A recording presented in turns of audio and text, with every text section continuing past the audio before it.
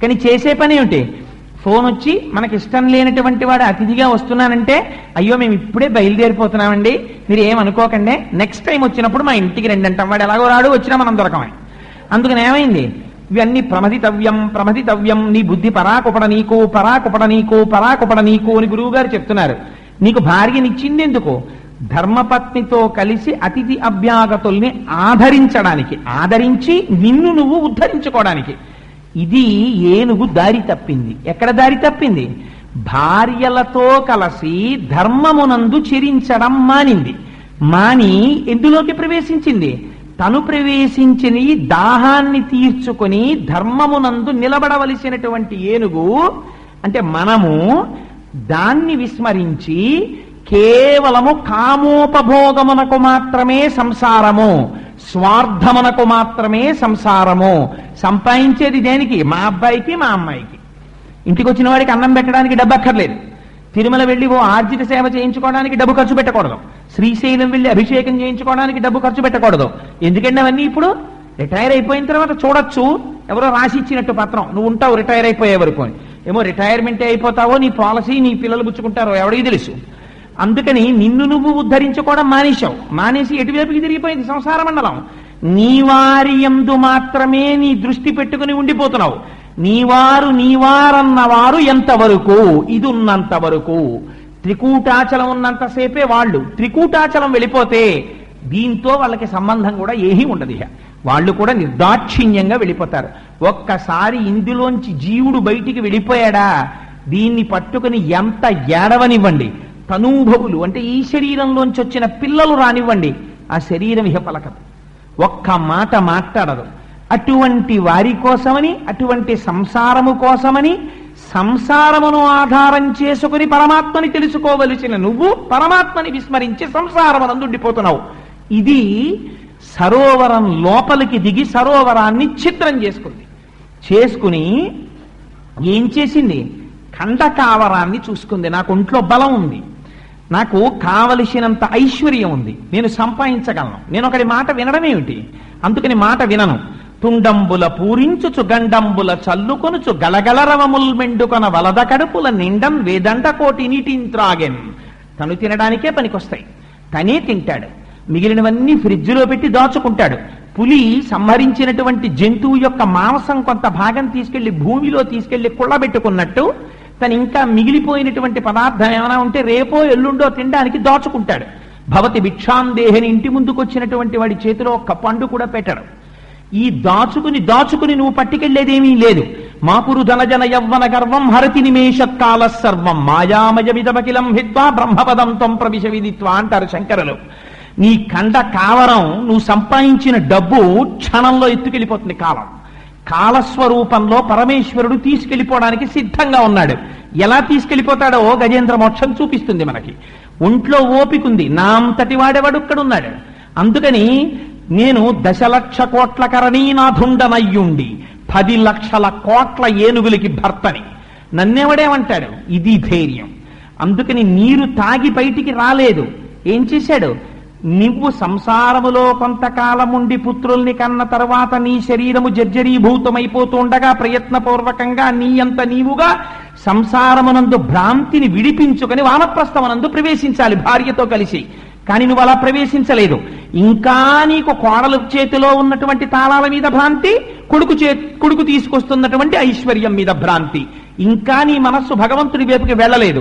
వెళ్లకుండా నీ శరీరంలో ఉన్న బలాన్ని దుర్వినియోగం చేసుకోవడమే సంసార మండలంలో ప్రవేశించి నాశనం చేసుకుంటున్న గృహస్థు యొక్క జీవితానికి దర్పణం సరోవరంలో ప్రవేశించినటువంటి ఏనుగు. అందుకని ఏం చేశాడు? ఒంట్లో ఓపికంది, యవ్వనంలో చెయ్యవలసినది ఈశ్వర కైంకర్యం, దాన్ని మానేశాడు. ఇభలోకేంద్రుడు హస్తరంధ్రముల నీరెక్కించి పూరించి చండమర్గంబునకెత్తి నిక్కివడి నుడ్డాడించి పింజింప ఆ రభటిన్ నీరములోన పెల్లగసి నక్రగ్రాహ పాటీనముల్ అభమందాడెడు మీన కర్కటములన్ పట్టెన్ సురల్ మ్రాన్పడం. ఇది ఆ ఏనుగు యొక్క శక్తి. అంటే ఏం చేయగలట? ఇభలోకేంద్రుడు హస్తరంధ్రముల నీరెక్కించి పూరించి. ఎంత గొప్పగా నీటిని లాగాడంటే కడుపు నిండిపోయింది. ఇప్పుడు కడుపు నిండిపోయింది కాబట్టి సర్రమని మోటార్ లాగినట్టు లాగాడు లోపలికి. లాగి ఆ తుండాన్ని పైకెత్తాడు. పైకెత్తి ఈ నీటిని ఆకాశంలోకి చిమ్మాడు. చిమ్మితే ఈ నీళ్లతో పాటుగా లోపలికి ఏం వెళ్ళిపోయాయట? ఎండ్రకాయలు వెళ్ళిపోయాయి, మొసళ్ళు వెళ్ళిపోయాయి, చేపలు వెళ్ళిపోయాయి. ఇవన్నీ నీటిలో బతికేటటువంటి జీవులు. ఈ నీటిని ఆకాశం వైపుకి విసిరాడు. విసిరితే పోతన గారు అన్నారు, చేపలు వెళ్ళి మీనరాశిలో పడ్డాయిట, ఎండ్రకాయలు వెళ్ళి కర్కాటక రాశిలో పడ్డాయిట, మొసళ్ళు వెళ్ళి మకర రాశిలో పడ్డాయిట. అంత దూరం విసిరాడా అన్నట్టుగా విసురుతున్నట్టు.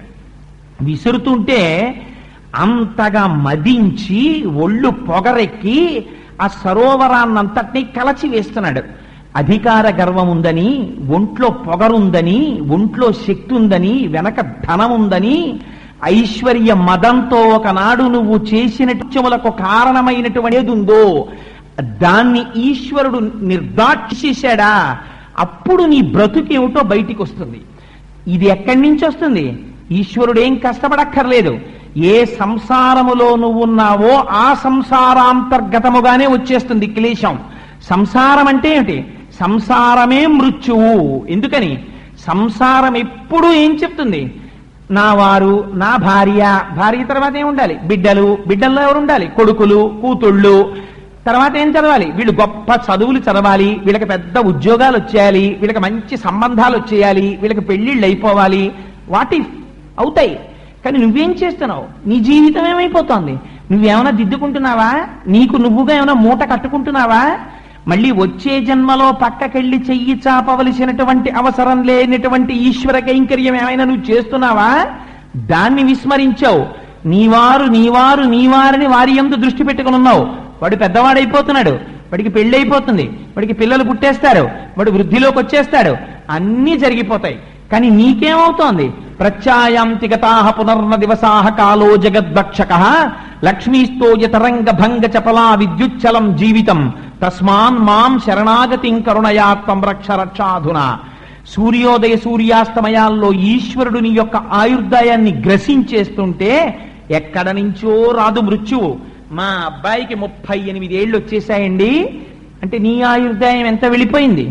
నీకు 24వ ఏట కొడుకు పుడితే 24 + 38 ఎంతో వేసుకో, అంత వయస్సు నీకు వచ్చేసింది. నీ కొడుకు ఆయుర్దాయాన్ని చూసుకుని నువ్వు సంతోషిస్తున్నావు. సంతోషించద్దని శాస్త్రం చెప్పలేదు. దానితో పాటుగా ఒక పక్క నుంచి నీకు నువ్వుగా కూడా చక్కదిద్దుకోవడం నేర్చుకో. అది లేనినాడు ఏమవుతుంది? సంసారమే మిగులుతుంది. మృత్యువు ఎక్కడి నుంచి వస్తుంది? కాలంలోంచి వస్తుంది.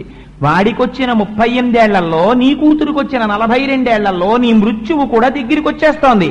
వాడి 38 ఏళ్లతో పాటుగా నీ మృత్యువు దగ్గరికి వచ్చింది. నీ కూతురు 42 ఏళ్లతో పాటుగా నీ మృత్యువు దగ్గరికి వచ్చేసింది. అందుకని ఎవరు చూస్తున్నారు? ఈ గజము చేస్తున్నటువంటి అల్లరంతటిని గమనిస్తున్నది మొసలి గమనించింది. మొసలి ఎక్కడుంటుంది? నీళ్లలో ఉంటుంది. సంసారం ఎక్కడుంటుంది? మృత్యు ఎక్కడుంటుంది? సంసారంలో ఉంటుంది. సంసారం ఎక్కడుంటుంది? కాలంలో ఉంటుంది. కాలములోనే కాలుడు వస్తాడు, మృత్యు వస్తుంది. అందుకని ఎక్కడి నుంచి వచ్చింది? సరసిలో నుండి పొడగని సంభ్రమించి ఉదరి కుప్పించి లంఘించి హుంకరించి భాను కబళించి పట్టు స్వర్భాను పగిది ఒక్క మకరేంద్రుడి భరాజు నుడిసి పట్టే. ఏం చేసింది? అక్కడే భుగభుగలు చేసింది. ఎవర్రా ఈ ఏనిగింత అల్లరి చేస్తోంది అనుకుంది. ఒక్కసారి చూసింది. చూసి 1,00,00,000 మంది వైద్యులు కూడి వచ్చిన కాని మరణమయ్యడి వ్యాధి మంపలేరు. పోతన గారు ఒక చోట అంటారు, చచ్చిపోయేవాళ్ళు దేశనాయకులు కోటీశ్వర్లు వైద్యం లేక చచ్చిపోతున్నారా? భారతదేశంలో ప్రతి ఆర్గాన్కి ఎంత పెద్ద స్పెషలిస్ట్ ఉండాలో అంతమంది స్పెషలిస్టులు చుట్టూ ఉండగా, కావలసినన్ని ఆక్సిజన్ సిలిండర్లు ఉండగా, ఆ గ్రూపు బ్లడ్ ఉండగా, ఇంతమంది ఉండగా, నిన్ను చూడడానికి సాక్షాత్ దేశాన్ని ఏలుతున్న వాళ్ళు అద్దాలలోంచి చూస్తూ ఉండగా నీ ఊపిరెందుకు ఆగిపోతోంది? ఆపగలిగిన వాడొకడున్నాడు, ఈశ్వర స్వరూపం ఉంది. అది నిర్దాక్షిణ్యంగా తీసుకెళ్ళిపోతుంది. అప్పుడు నీ శక్తి, నువ్వు చదువుకున్న చదువు ఇవి ఏవి ఆయుర్దాయాన్ని మాత్రము ఇవ్వవు. దీపం ఉండగా ఇల్లు చక్కపెట్టుకో, ఆయుర్దాయం ఉండగానే ఈశ్వర కైంకర్యం చేసుకో. ఆ విషయంలో రాజీ లేదు. అందుకని కాలాంతర్గతంగానే మొసలి వచ్చేస్తోంది. అందుకని సరసిలో నుండి పొడగని సంభ్రమించి ఉదరి కుప్పించి లంఘించి హుంకరించి భాను కబళించి పట్టు స్వర్భానుపగిది ఒక్క మకరేంద్రుడిభరాజు నుడిసిపట్టే. ఆ మొసలి నీటి అడుగు నుంచి వచ్చి ఏనుగు యొక్క కాలుని పట్టుకుంది. పట్టుకుంటే అంత అమాయకురాల ఏనుగు, అమ్మో నా కాలు పట్టేసుకుందండి, నా పని అయిపోయిందని ఊరుకుంటుంది. అదేం ఊరుకోలేదు. పోతన గారు ఎంత గొప్ప మాట చెప్పారంటే, పిడుగు పడితే ఎలా ఉంటుందో అలాంటి దెబ్బ తన తొండంతో కొట్టింది ఆ మొసలనన్నారు. కొట్టి తనకు ఉండేటటువంటి దంతాలతో ఆ మొసలి యొక్క పొరలలోకి గుచ్చింది. గుచ్చితే మొసలి విలవిలలాడిపోయి ఆ పట్టు వదిలిపెట్టింది. వదిలిపెట్టగానే ఏనుగుకున్న ఒకే ఒక ప్రయోజనం మొసలిని చంపుట కాదు. గజేంద్ర మోక్షంలో మీరు చూడవలసిన రహస్యం అది. ఏనుగుకి మొసలిని చంపే కోరిక లేదు, మొసలికి మాత్రం ఏనుగుని చంపాలని కోరిక ఉంది. ఏనుక్కున్న ఒకే ఒక కోరిక గట్టెక్కేయడమే. నేను ఈ మాట అన్నానని మీరు మరోలా అనుకోకండి. ఎంత కోటీశ్వరుడు అవనివ్వండి, మృత్యువుని గెలిచేద్దాం అనుకోడు. ఒక భయంకరమైన స్ట్రోక్ వచ్చింది అనేటప్పటికీ ఒక అంబులెన్స్ తెప్పించుకొని ఒక కార్పొరేట్ హాస్పిటల్ కడతాడు. అప్పటికి ఏమిటి కోరిక? అప్పుడు శ్రీశైలం గుర్తొస్తుంది, తిరుపతి గుర్తొస్తుంది. అంతకుముందు సెల్ ఫోను, తన స్నేహితులు తప్ప ఇంకేమీ జ్ఞాపకం రాని వాడికి 33 కోట్ల మంది దేవతలు జ్ఞాపకానికి వస్తారు. జ్ఞాపకానికి వచ్చి ఇక్కడ డిశ్చార్జ్ అయిపోయి ఇంటికి వెళ్ళిపోతే చాలండి అంటాడు. ఇంటికి వెళ్ళిపోతే చాలు, అంతేకాని నేను మృత్యువుని గెలిచేయాలండి, మీరు నాకు ఎలా వైద్యం చేస్తారంటే ఇంకా మళ్ళీ నేను జీవితంలో హాస్పిటల్కి రాకూడదు డాక్టర్ గారు అని ఎవడండో. డాక్టర్ గారు నేను ఇంటికి వెళ్ళిపోతానా అండి, నేను పచ్చని తినచ్చా అండి అని అడుగుతాడు. అందుకని ఏనుకే కోరిక, మొసల్ని చంపాలని కోరిక లేదు, గట్టి ఎక్కేస్తే చాలు. మొసలికేం కోరిక? ఇది గట్టి ఎక్కకూడదు. అందుకే భాగవతంలో ఒక మాట చెప్తారు. ఎవరు వస్తారు మొట్టమొదట అంటే ప్రజ్వరుడు వస్తాడయా అన్నారు. ప్రజ్వరుడు వచ్చి ఏం చేస్తాడన్నారు? కోట శిథిలం చేస్తాడన్నారు. ఇవన్నీ రహస్య సంకేతాలు. ప్రజ్వరుడు అంటే ఎవరు? జ్వరం. జ్వరం అంటే వ్యాధి. అది వచ్చి ఏం చేస్తుంది? సంధి బంధాలని బదలగొట్టేస్తుంది. ముందు శుభ్రంగా ఎక్కడికక్కడ దేనికి ముఖ్యమైనటువంటి అవయవాలు లోపలున్నాయో వాటిని అన్నిటినీ ఛిద్రం చేయడం మొదలు పెడుతుంది. దాన్ని మనమే అంత అమాయకులం ఏంటి? పిడుగుపోటులా ఏనుగు కొట్టింది. మనం అంబులెన్స్ ఎక్కి ఇంటెన్సివ్ కేర్ యూనిట్కి వెడతాం, స్పెషలిస్టులకి కన్సల్ట్ చేస్తాం, వాళ్ళని మనం తెచ్చుకుంటాం. అదే దంతాలు పెట్టి అది పొడిచింది. పొడిస్తే మన తాపత్రయం ఏమిటి? తొందరగా చాలా బాగుందండి, ఎయిర్ కండిషను, బెడ్, ఇంతమంది నర్సులు, హాయిగా ఏ గొడవ లేదు, ఇక్కడే ఉందాం 3 నెలలని ఎవడంటాడా? ఎవడండు? తొందరగా ఇంటికి వెళ్ళిపోదాం అంటాడు. అందుకని ఏనుగు పరిస్థితి ఏమిటి? గట్టి ఎక్కేయాలి. మొసలి పరిస్థితి ఏమిటి? అది ఇంటికి వెళ్ళకూడదు, ఇక్కడి నుంచి అది వెళ్ళిపోవలసిన ప్లేస్ ఇంకోటి ఉంది, అక్కడికి పంపించాలి. ఇది మొసలి యొక్క లక్షణం. మొసలికి బలం ఏమిటి? నీరు బలం. అంటే ఏమిటి బలం? సంసారమే బలం, కాలమే బలం. ఆ టైం వచ్చే వరకు, అందుకే నింద లేకుండా బొందిపోదన్నారు పెద్దవాళ్ళు. ఏ టైం వచ్చే వరకు? ఇంకా ఊపిరి తీయలేనంత ఓపిక లేని విధంగా ఛిద్రం చేసే వరకు లోపల సంధిబంధాల్ని తెగ్గొడుతూనే ఉంటుంది వ్యాధి, మృత్యువు. ఆఖరణ ఇంకా నువ్వు లొంగిపోవాలి, కానీ అది నీకు లొంగదు. అందుకని గట్టి ఎక్కుతుందా? ఎక్కలేదు. కొట్టింది, పట్టు విడవగానే గట్టి ఎక్కేద్దామని ప్రయత్నం చేసింది. కానీ మొసలేం చేసింది? వెంటనే ఓపిక తెచ్చుకుని గభాలన వెళ్ళి ఆ ఏనుగు యొక్క తోక కొరికేసింది. తోక కొరికేసరికి ఆ బాధతోటి వెనక్కి తిరిగింది ఏనుగు. వెనక్కి తిరగగానే ఆ 4 కాళ్ల మధ్యలో దూరి కడుపు కురికింది, బయటికి వచ్చి ఎగిరి వీపు కురికింది అన్నారు. ఎంత గొప్ప మాటలు చెప్పారండి పోతన గారు. నాన్న, ముందు ఏది కురుకుతాయో తెలుసా? కడుపు కురుకుతాయి. అప్పటి వరకు మామిడికాయ పప్పు తిన్నావు, చింతకాయ పచ్చడి తిన్నావు, ములక్కాయ పులుసు తిన్నావు. నాన్న, ఇంకా ఈ పదార్థాలు ఏం తినకు, ఉప్పు కారం లేకుండా చప్పిడి చేసుకుని మజ్జిగ అన్నం తిను అని డాక్టర్ గారు చెప్తారు. ఏది కొరికింది ముందు? కడుపు కొరికింది. ఆ తర్వాత ఏం చెప్తారు? ఇన్నాళ్ళు ఓపిక ఉన్నప్పుడు ఒక మహాత్ముడి దగ్గర ఇలా వంగడం నీకు చేత కాలేదు. ఇప్పుడు డాక్టర్ గారే చెప్తారు, మీరు గభాలను వంగి లేవకండి, మెట్లు ఎక్కకండి, స్పీడ్గా నడవకండి. ఇప్పుడు ఏమైంది? వీపు కొరికింది. ఇప్పుడు నీకు ఎదురుగుండా ఒక మహాత్ముడు వచ్చినా వంగి అదృష్టం నీకు లేదు. అందుకని ఏమైంది? మాకురు ధనజన యవ్వన గర్వం హరతి నిమేష కాల సర్వం మాయామయమిదమకిలం హిత్వా బ్రహ్మపదం త్వం ప్రవిశ విదిత్వా. తీసుకెళ్ళిపోతోంది మృత్యువు. ఒక్కొక్కటి నీ సమయంలో నువ్వు చెయ్యవలసినవి చెయ్యనివి ఏమున్నాయో వాటిని కాలము తీసుకెళ్ళిపోతోంది. అందుకని కడుపు కొరికింది, వీపు కొరికింది, వెనక కాలు పట్టుకుంది. పట్టుకుంటే ఇప్పుడు వెనక కాలు దగ్గర ఉన్న దాన్ని తొండంతో ఎలా కొడుతుంది, తన దంతాలతో ఎలా పొడుస్తుంది. అందుకని ఇప్పుడు ఎలాగో అలా ముందు ఆ మొసలున్న వైపుకి తాను తిరగాలి. ఎంతమంది డాక్టర్ల దగ్గరికి వెళ్ళినా డయాగ్నోసిస్ దొరకదు. ఏమిటో అన్నీ బాగుంటాయంటాడు, 36 మందులు రాస్తాడు, వెగట ఎక్కువైపోతూ ఉంటుంది, అన్నం చేయించదు. వ్యాధి ఏమిటో తెలియదు, ఎవరి దగ్గరికి వెళ్ళినా బాగానే ఉందంటారు, ఖచ్చితమైన డయాగ్నోసిస్ దొరకదు. ఇదే కదా తొండానికి దొరకపోవడం అంటేను. కానీ కొరికేస్తూనే ఉంటుంది, రక్తం అంతా కారిపోతూనే ఉంటుంది, రోజు రోజుకి నీరస పడిపోతూనే ఉంటాడు, ముఖం వెలవెలపోతూనే ఉంటుంది. ఎంత అందంగా మాట్లాడారండి నిజంగా పోతన గారు, ఎంత అందంగా మాట్లాడారు వ్యాసుల వారు. మన బతుకు కట్టెదుట చూపించారు, అంగీకరించినా అంగీకరించకపోయినా. అందుకే పెద్దలు ఒక్క మాట చెప్పారు, పూజ చేస్తే డబ్బులు ఇమ్మని, ప్రమోషన్లు ఇమ్మని ఎవడూ పూజలు చేయలేరు పూర్వం. ఎందుకు చేశారో తెలుసా అండి? మొట్టమొదటి ఏదడిగారంటే అనాయాసేన మరణం. తండ్రి, ఇంటెన్సివ్ కేర్ యూనిట్ లో భయంకరంగా 6 మధ్యలో ఇలా పడుకుని ఒంటి నిండా సూదులెట్టుకుని పక్కన సీసాలెట్టుకుని వెళ్ళిపోకుండా ఉంటే చాలు, నేను ప్రశాంతంగా నీ నామం చెప్పుకుంటూ వెళ్ళిపోయే అదృష్టాన్ని నాకి. అందుకని ఏదడిగారు? అనాయాసేన మరణం, వినా దైన్యేన జీవితం. డబ్బిమ్మని ఎవ్వడూ అడగలేదు. ఒకడి దగ్గర చెయ్యి చాపి బతకవలసిన అవసరం లేకుండా, నాకు అన్నానికి వస్త్రానికి లోటు లేకుండా నా జీవితం వెళ్ళిపోయేటట్టు చూడని అడిగారు అంతే. అందుచేత ఏమైంది? ఆ ఏనుగు మొసలితో యుద్ధం చేస్తోంది, మొసలి ఏనుగుని కొరుకుతోంది, లోపలికి లాగుతోంది. ఇలా ఎన్నాళ్ళు చేసింది యుద్ధం అని అడిగారు. మరి చెప్పాలి కదా, ఎన్నాళ్ళు అంటే జనవరి 31న ప్రారంభమైంది, ఫిబ్రవరి 6 వరకు హాస్పిటల్లో ఉన్నాడు, ఏదో ఉండాలి కదా, date of admission, date of discharge ఏవో ఉంటాయి కదా. అందుకని అది ఏమిటి అసలు కేస్ షీటు చెప్పమన్నారు. అంటే ఇలా యుద్ధం ఎన్నాళ్ళు జరిగిందో చెప్తాం వినండి అన్నారు. అలయక సొలయక వేసట నొందక కరిమకరితోడ ఉద్దండత రాత్రులు సంజలు దివసంబులు పోరెన్ 1000 సంవత్సరముల్. 1000 ఏళ్ళు పోరాటం చేసిందన్నారు. 1000 అంటే ఏమిటి? వ్యాసుల వారు సంస్కృతంలో సహస్రం అన్నారు. సహస్రం అంటే అనంతము. ఎవడికి తెలుసు నువ్వు ఏ టైంలో హాస్పిటల్లో జాయిన్ అవుతావో?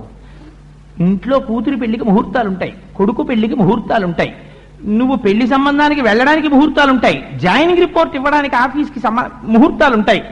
ఇవాళ నక్షత్రం మంచిది కాదండి అని హార్ట్ అటాక్ వస్తే హాస్పిటల్కి రానన్న దుర్మార్గుడు ఎవడైనా ఉంటాడు ఏమిటి ప్రపంచంలో? అది ఏ నక్షత్రమైనా వెళ్ళిపోవలసిందే ఇంటెన్సివ్ కేర్ యూనిట్కి. అందుకని ఎప్పుడు చచ్చిపోయావు, ఎప్పుడు మొదలెట్టావు పోరాటం అంటే పోతన గారు అన్నారు, కరిమకరితోడ ఉద్దండత అలయక సొలయక వేసట నొలయక. ఇప్పుడేమిట్రా ఈ అలవాటు? ఎప్పటి నుంచో ఉంది. ఈ విషయంలో అలసట ఏం లేదు, సొలయక బాధేం లేదు, వేసట నొందక అక్కడ మాత్రం ఎన్నాళ్ళైనా ఉంటాడు. ఈశ్వరుడి గుళ్ళో అరగంట కూర్చోమనంటే వాడికి టైం ఉండదు. సెల్ ఫోన్ మోగుతుంది, ఇలా గడియారం 50 మాటలు చూసుకుంటాడు అష్టోత్తరం అయ్యే లోపల. హాస్పిటల్లో ఇంకో 15 రోజులు ఉండకపోతే ప్రమాదం అనివ్వండి, 20 రోజులు ఉంటాను డాక్టర్ గారంటే. అందుకని అలయక సొలయక వేసట నొలయక కరి మకరితోడ ఉద్దండత రాత్రులు సంజలు దివసంబులు.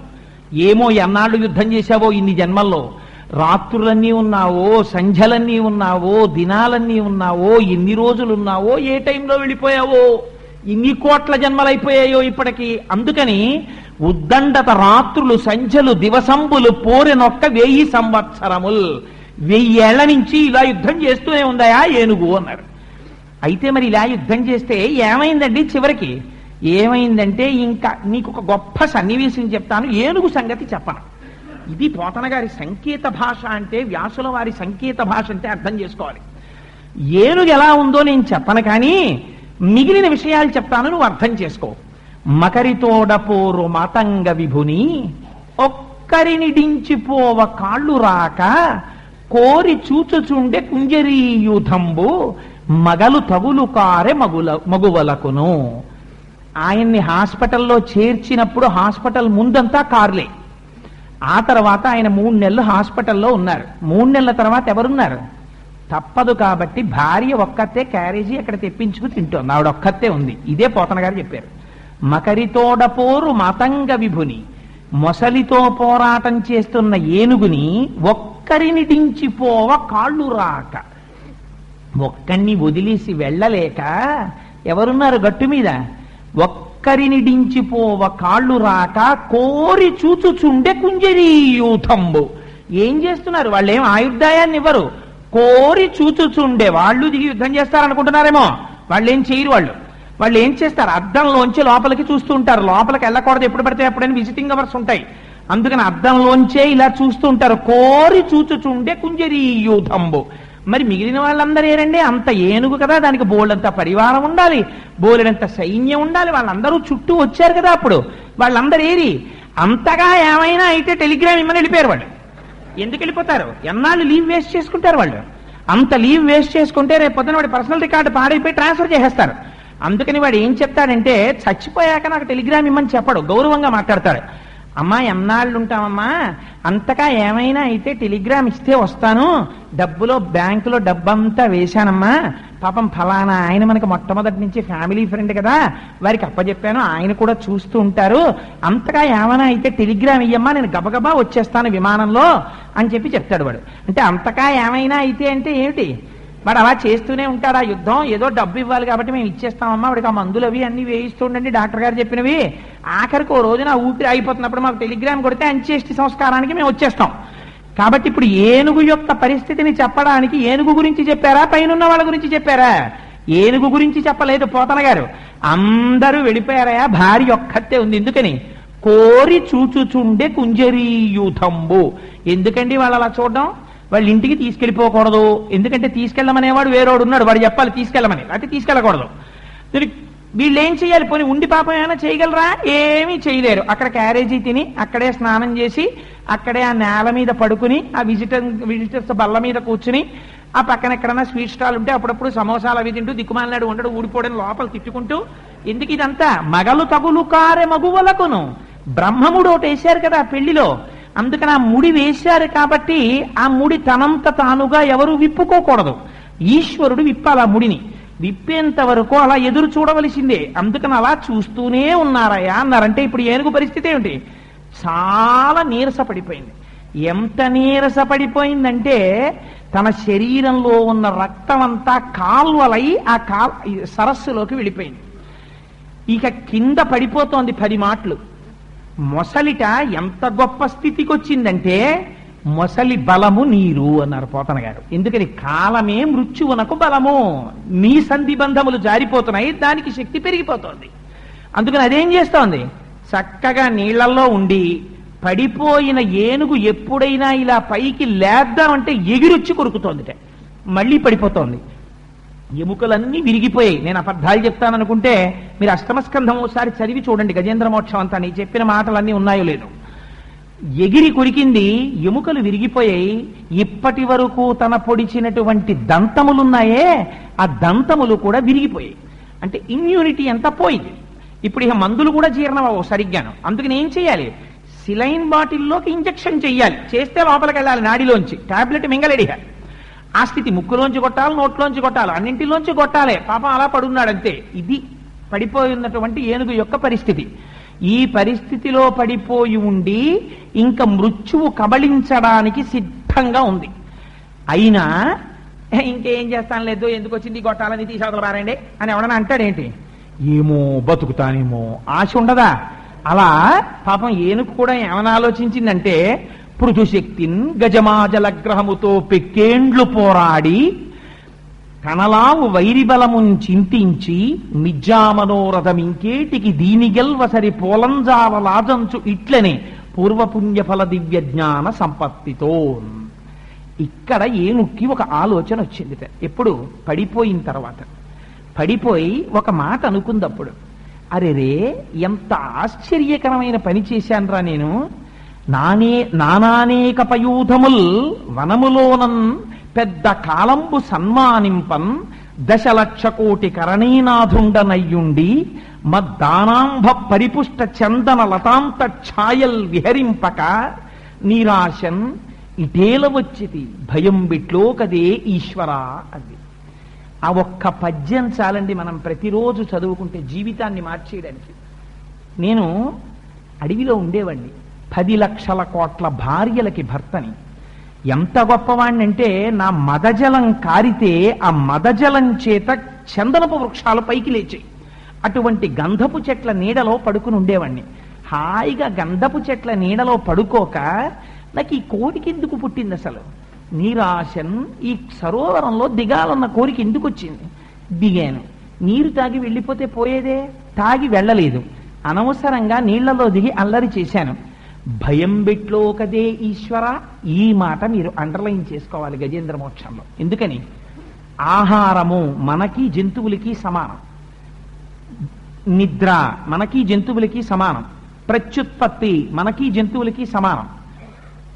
భయము ఇది శరీరగతం కాదు, శరీరంలోంచి రాదు భయం. భయం మనస్సుకి సంబంధించింది. ఈ భయం ఎందుకు వస్తుందంటే ప్రాణం పోతుందేమోనని భయం, మృత్యు వచ్చేస్తుందేమోనని భయం. ఇప్పుడు ఆలోచన ఒకటి కొత్తది వచ్చింది ఏనుక్కి. ఏమని?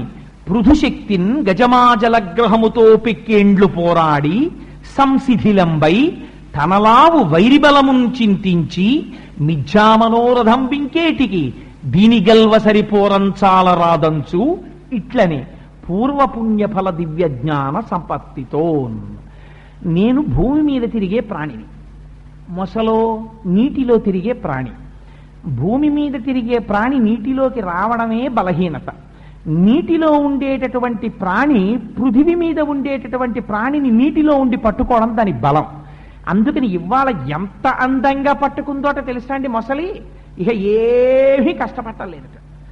ఎంత అందంగా పట్టుకుంది అని చెప్పేశారంటే పోతన గారు, పాదద్వంద్వము నేలమోపి పవనున్ బంధించి పంచేంద్రియోన్మాదంబున్ పరిమార్చి బుద్ధిలతకొన్ మారాకు హత్తించి నిష్ఖేద బ్రహ్మ పదావలంబన క్రియన్ క్రీడించు యోగీంద్రు మర్యాదం నక్రము విక్రమించకరి పాదాక్రాంత నిర్వక్రమై. మహాయోగి అయినటువంటి వాడు తన ప్రాణవాయువుని నిలబెట్టి ఊపిరిని నిబద్ధించి ఒక్కసారి మనస్సులో ఈశ్వర దర్శనం చేస్తూ భగవంతుడి పాదాలు పట్టుకుని ఆనందం పొందుతూ ఎలా ఉండిపోతాడో అలా ఇవాళ ఏమీ పెద్ద కష్టపడకుండా ఊపిరి బిగపట్టి నేల మీద కాళ్ళు గట్టిగా మోపి ఏనుగు పాదాన్ని పట్టుకుని మొసలు ఉండిపోయింది. ఇప్పుడు ఏమవుతుంది? ఇక ఏనుగు కదలలేని స్థితి వస్తోంది. నీకు కాళ్ళున్నంతసేపు తిరగరాని చోటల్లా తిరిగావు, ఇక వీడు తిరగడు అని నిర్ణయం అయిపోయింది. 4 కర్రలు తెచ్చి తీసుకెళ్ళిపోతారు, ఇక తిరగదు కాబట్టి ఆ కాలు. అందుకని కాలు తిరగని చోటుకి వెళ్ళిపోవడానికి ఏనుగు సిద్ధపడుతోంది. మొసలి అంత గట్టిగా పట్టు కూర్చుంది. కూర్చున్న సమయంలో ఆలోచించాడు, నేను ఈ గట్టు మీద ఉన్న వాళ్ళందరినీ నమ్మాను, ఇక వీళ్ళు నాకు ఉపకారం చెయ్యరు. గట్టు మీద ఉన్న వాళ్ళంటే ఎవరు? భార్యలు, బిడ్డలు, బంధువులు, స్నేహితులు, వీళ్ళెవరు పరిమారుస్తారు?